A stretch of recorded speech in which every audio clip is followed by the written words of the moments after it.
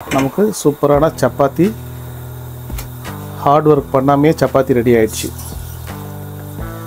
So நீங்களும் இதே மாதிரி சூப்பரான சப்பாத்தியை செஞ்சு சாப்பிடுங்க. இதுக்கு இந்த தோசை சப்பாத்திக்கு தேவையான இன்க்ரீடியன்ஸு கோதுமை மாவு ஒரு 250 கிராம் எடுத்துருக்கிறேன், மைதா ஒரு 50 கிராம்ஸ். இது ரெண்டே ஐட்டம் தான்.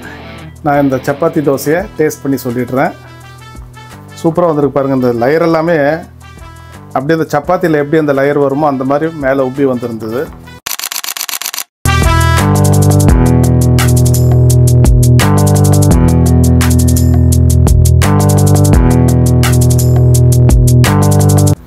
வணக்கம் உறவுகளே, நான் உங்கள் ஷெஃப் ரமேஷ். எல்லோரும் எப்படி இருக்கீங்க? எல்லாம் சூப்பராக இருப்பீங்கன்னு சொல்லி நான் நம்புகிறேன். இன்றைக்கி நம்ம கிச்சனில் சூப்பரான ஒரு கோதுமை சப்பாத்தி. வெயிட் பண்ணுங்கள், நீங்கள் நினைக்கிறது புரியுது, என்னடா இவன் கோதுமை சப்பாத்தியை கூட இதில் எடுத்து போடுறான்னு சொல்லி நீங்கள் நினைக்கலாம். அதுதான் இல்லை, கோதுமை சப்பாத்தி தான். ஆனால் நீங்கள் கோதுமை சப்பாத்திக்கு பிசைகிற மாதிரி மாவை வந்துட்டு டைட்டாக பிசைஞ்சு அதை வந்துட்டு நல்லா திரட்டி 1 by 1 கல்லில் சுட்டு எடுக்கிற மாதிரி அந்த ஒரு ஹார்டான வேலையே கிடையாது. ஈஸியான மெத்தடு. நல்லா கரைச்சிட்டு உங்களுக்கு சப்பாத்தி மாதிரி ப்ளஃபியாக சூப்பராக ஈஸியாக எப்படி செஞ்சு கொடுக்குறது. நம்ம ஏன்னா இதில் திரட்ட வேண்டாம். இந்த சப்பாத்தி திரட்டி தான் பண்ணணும்னு அவசியமே இல்லை.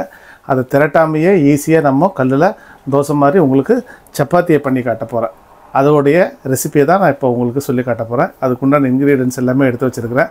அதுக்கு முன்னாடி நம்ம சேனலுக்கு புதுசாக யாராச்சும் வந்திருந்தீங்கன்னா சப்ஸ்கிரைப் பண்ணிவிட்டு மறக்காமல் பெல் ஐக்கானை கிளிக் பண்ணி வச்சுக்கோங்க. அப்போ தான் நம்ம பண்ணுற ஒவ்வொரு சூப்பரான ரெசிபிஸ் எல்லாமே உங்களுக்கு வந்து சேரும். ஓகேங்களா? இப்போ நம்ம சூப்பராக அந்த தோசை டைப் சப்பாத்தியை எப்படி பண்ணுறதுன்றது பார்த்துடலாம் வாங்க. இந்த தோசை சப்பாத்திக்கு தேவையான இன்க்ரீடியன்ஸு கோதுமை மாவு ஒரு 250 கிராம் எடுத்துருக்கிறேன், மைதா ஒரு 50 கிராம்ஸ். இது ரெண்டே ஐட்டம் தான். இது கூட கொஞ்சோண்டு சால்ட் மட்டும் நம்ம சேர்த்துக்க போகிறோம். கொஞ்சமாக ஒரு 1/4 டீஸ்பூன் அளவுக்கு சுகர் சேர்த்துக்க போகிறோம். சுகர் எதுக்குன்னா நமக்கு அந்த கலருக்கும் அந்த டேஸ்ட்டுக்கும் தான், மற்றபடி வேறு எதுவுமே கிடையாது. இதை எப்படி மிக்ஸ் பண்ணுறது உங்களுக்கு நான் காட்டி கொடுத்துட்றேன். ஓகேங்களா? இப்போ இந்த மிக்சிங் எப்படி பண்ணிடுறதுன்னு பார்த்துடலாம். இதுக்கு நான் 250 கிராம் கோதுமை மாவு எடுத்துருக்கிறேன்.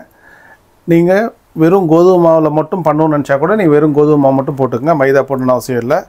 நான் ஒரு 50 கிராம் அளவுக்கு மைதா எடுத்துருக்கிறேன். மைதா எதனாலன்னா நமக்கு அந்த சாஃப்ட்னஸ் கிடைக்கும், அதுக்காக தான். இப்போ வெறும் கோதுமை மாவில் மட்டும் போட்டு எடுக்கும்போது என்ன ஆகுனா கொஞ்சம் உங்களுக்கு அந்த சப்பாத்தி வந்து கொஞ்சம் லேசாக கிளியிற மாதிரி ஒரு ஸ்டேஜ் வரும். அதனால தான் கொஞ்சோண்டு மைதா சேர்த்துருக்குறேன், வேறு ஒன்றும் கிடையாது. இப்போ இதில் சால்ட்டு ஒரு டீஸ்பூன் அளவுக்கு சால்ட் போடுறேன், ஒரு 1/2 டீஸ்பூன் அளவுக்கு சுகர். இது வந்து கொஞ்சம் கலர் கிடைக்கிறதுக்காக தான், மற்றபடி வேறு ஒன்றும் கிடையாது. இப்போ நம்ம இந்த கோதுமை மாவு எவ்வளோ எடுத்துருக்குறோமோ அதில் 2 மடங்கு தண்ணி இதே கப்பில் நான் ஊற்ற போகிறேன் கரைக்கிறதுக்காக. ஓகேங்களா? தண்ணி ஊற்றிடலாம். இதை மிக்ஸ் பண்ணிக்கலாம். தண்ணி இன்னும் கொஞ்சம் தேவைப்படும். நான் இப்போ 1 கப்பு தான் அந்த தண்ணி ஊற்றிருக்கிறேன்.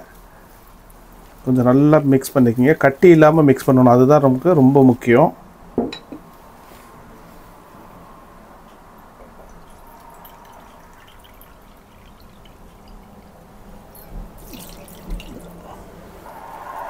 கொஞ்சம் கட்டி விழுந்துருச்சுனாலே நமக்கு அந்த தோசை ஊற்றும் போது கிளிய ஆரம்பிச்சிடும். அதனால் கட்டி இல்லாமல் ஊற்றிக்கங்க, நல்லா மிக்ஸ் பண்ணிவிடுங்க. அந்த 2வது கப்பு தண்ணி ஊற்றுறீங்க இல்லைங்களா, அது வெயிட் பண்ணிக்கோங்க. 1/2 கப்பு ஊற்றினா போதும். அதுக்கப்புறம் உங்களுக்கு தேவைப்பட்டால் மட்டும் ஊற்றலாம். நான் அதனால தான் அதை பாருங்க அப்படியே அப்படியே வச்சுட்டேன். அது தேவைப்பட்டால் ஊற்றலான்னு தான். நீங்கள் 1.5 கப்பு கரெக்டாக இருக்கும் உங்களுக்கு தண்ணி. ஓகே, இப்போ ரெடி ஆகிடுச்சு. கட்டியெல்லாம் இல்லாமல் கலக்கியிருக்கிறேன். இது ஒரு 2 மினிட்ஸ் விட்டுடுங்க, நம்ம உடனே தோசை போட ஆரம்பிச்சிடலாம். உங்களுக்கு எப்படின்றது அந்த சப்பாத்தி ஸ்டேஜ் எப்படி வருதுன்றது நான் உங்களுக்கு கிளியராக எக்ஸ்பிளைன் பண்ணுறேன். கல் சூப்பராக சூடாகிடுச்சு.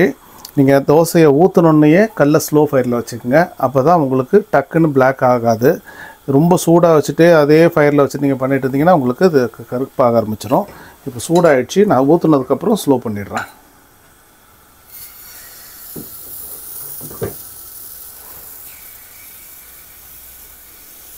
உங்களுக்கு சப்பாத்தி எந்த சைஸுக்கு வேணுமோ அந்த சைஸுக்கு நீங்கள் ஊற்றிக்கிட்டால் போதும். பாருங்க, எந்த சைஸு சப்பாத்தி நம்ம தேவைச்சுன்னா அந்த சைஸ்க்கு மட்டும் ஊற்றிக்கோங்க. இப்போது நான் அதை ஸ்லோ பண்ணிடுறேன். கல் அப்படியே அந்த கலரெல்லாம் மாறி வருது பாருங்கள். அந்த டைமில் திருப்பி போட்டுக்கலாம். இப்போ லேசாக கொஞ்சம் ஆயில் ஊற்றிக்கலாம். இதை வந்துட்டு உங்கள்கிட்ட ஸ்பேச்சுலா ஏதாச்சும் இருந்துச்சுன்னா அதில் லேசாக அப்படியே ப்ரெஸ் பண்ணி விடுங்க. பாருங்கள், இப்போவே உங்களுக்கு அந்த சப்பாத்தியோடைய கலர் லேசாக வந்துடுச்சு. இப்போ நீங்கள் லேசாக அப்படி ப்ரெஸ் பண்ணி விட்டிங்கன்னா ஆட்டோமேட்டிக்காக அப்படியே கொஞ்சம் கொஞ்சமாக உப்பி வர ஆரம்பிக்கும்.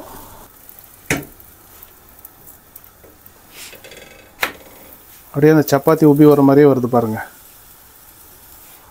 ஸோ இது ரொம்ப ஈஸியான மெத்தடு. எல்லோரும் வந்துட்டு ரொம்ப ஹார்டாக சப்பாத்தியை தேய்ச்சிட்டு அதுக்கப்புறம் அதை ஒரு உருட்டுக்கட்டையில் வச்சு தேய்ச்சி எடுத்து பண்ணும்போது நிறைய பேர்த்துக்கு கொஞ்சம் கஷ்டமாக இருக்கும். இது நம்மளுடைய பேச்சுலர்ஸுங்களுக்கும் ரொம்ப யூஸ்ஃபுல்லாக இருக்கும். ஏன்னா பேச்சுலர்ஸுங்களுக்கு மோஸ்ட்லி சப்பாத்தி தேய்க்க வராது. அதே மாதிரி அவங்க அந்த மாவு பிசைஞ்சு பண்ணணும்னு நினைக்கும் போது அவங்களுக்கும் ரொம்ப கஷ்டமாக இருக்கும்.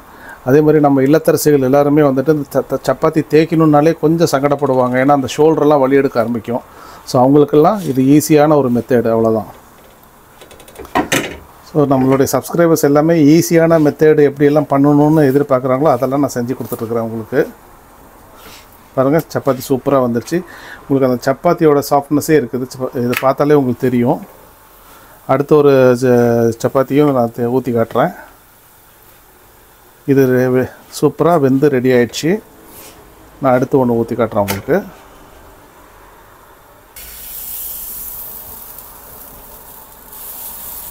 அவ்வளோதான். இந்த அளவுக்கு நீங்கள் தேய்ச்சிங்கனாலே இப்போது நார்மலாக வீட்டில் சப்பாத்தி நீங்கள் இந்த அளவுக்கு தான் தேய்ப்பீங்க. அந்த அளவுக்கு நீங்கள் தோசையை ஊற்றி எடுத்துருங்க. பாருங்கள், இப்போ லேசாக கொஞ்சம் ஆயிலை ஊற்றிடுறேன். இதை திருப்பிடலாம். திருப்பினதுக்கப்புறம் நீங்கள் அந்த ஸ்பேச்சுலா வச்சு லேசாக அப்படி ப்ரெஸ் பண்ணி விடுங்க. அப்போ சைடு எல்லாமே வந்துட்டு உங்களுக்கு ப்ரெஸ் ஆகும். இந்த சப்பாத்தியோட ப்ராசஸிங் பார்த்திங்கன்னா எனக்கு டோட்டலாகவே வந்துட்டு ஒரு 10 மினிட்ஸே ஜாஸ்தி தான்.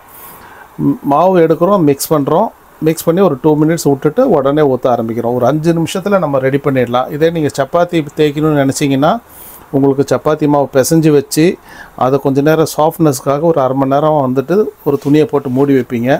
அதுக்கப்புறம் அது உருண்டை பிடிச்சி ஒன்றா தேய்ச்சி எடுத்து சப்பாத்தி போடுறதுக்கு உங்களுக்கு எப்படியும் ஒரு அரை மணி நேரத்துலேருந்து 1 மணி நேரத்துக்கு மேலே இழுத்துரும். இப்போ நம்ம 5 நிமிஷத்தில் சப்பாத்தி மாதிரி அந்த தோசையை ஊற்றி எடுத்தாச்சு. அதே டேஸ்ட் வந்துடும் உங்களுக்கு. வேறு எதுவுமே இல்லை, நம்ம ஆட் பண்ண கிடையாது. உங்களுக்கு சப்பாத்தி கோதுமை மாவில் நீங்கள் என்ன டேஸ்ட் உங்களுக்கு இருக்குமோ கோதுமை மாவு சப்பாத்தி அதே டேஸ்ட்டு தான் இதுலேயும் இருக்கும். வேறு ஒன்றுமே கிடையாது. நீங்கள் அந்த ஸ்பேச்சுலா இல்லைனாலும் உங்களுக்கு ஒன்றும் பிரச்சனை கிடையாது. ஒரு சின்ன துணியை வச்சு கூட ஒரு அழுத்தி எடுக்கலாம். எதனால் நம்ம அழுத்தம் கொடுக்குறோன்னா 2 பக்கமும் ஈவனாக வெந்துடும். இந்த ஓரம் எல்லாமே வந்துட்டு நல்லா வெந்து வர்றதுக்காக தான் ஸ்பேச்சுலா வச்சு தேய்க்கிறோம் நம்ம. இப்போ லேசாக கொஞ்சம் ஃபயர் வச்சுக்கலாம். பாருங்கள், அந்த உப்பி வர மாதிரி ஸ்டேஜ் வர டைமில் நல்லா ஃபயர் வச்சுட்டோன்னா சூப்பராக உங்களுக்கு இந்த சப்பாத்தி நல்லா உப்பி வந்துடும்.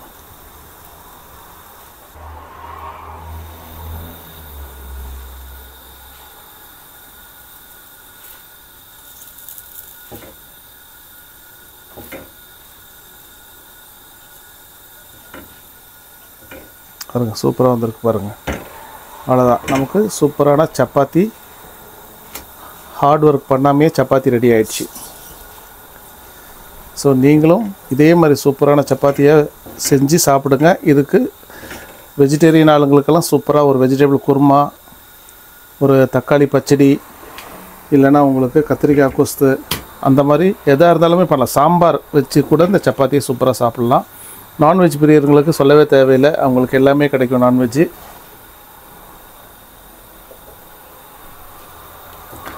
அதனால் நான்வெஜ் எது வேணாலும் வச்சு சாப்பிட்டுக்கலாம். இப்போ நான் இந்த சப்பாத்திக்கு வந்துட்டு சூப்பராக ஒரு கீரை ஒன்று ரெடி பண்ணியிருக்கிறேன். தண்டுக்கீரை, பருப்பு கீரை மாதிரி, அது கீரை கூட்டு மாதிரி பண்ணியிருக்கிறேன். அதை வச்சு நான் சாப்பிட போகிறேன். ஸோ அது சூப்பராக இருக்கும் இதுக்கு வெஜிடேரியனு. இப்போ நம்ம இதை டேஸ்ட் பண்ணி உங்களுக்கு சொல்லிடுறேன். நான் இந்த சப்பாத்தி தோசையை டேஸ்ட் பண்ணி சொல்லிடுறேன். சூப்பராக வந்திருக்கு பாருங்கள். இந்த லேயர் எல்லாமே அப்படியே அந்த சப்பாத்தியில் எப்படி அந்த லேயர் வருமோ அந்த மாதிரி மேலே உப்பி வந்திருந்தது. பிக்கும் போதும் பாருங்கள் உங்களுக்கு அந்த சப்பாத்தியோடைய தன்மை தான் வருது. இங்கே பாருங்கள், சப்பாத்தி மாதிரியே டபுள் லேயர் வருது. இப்போ டேஸ்ட் பண்ணிடுறேன்.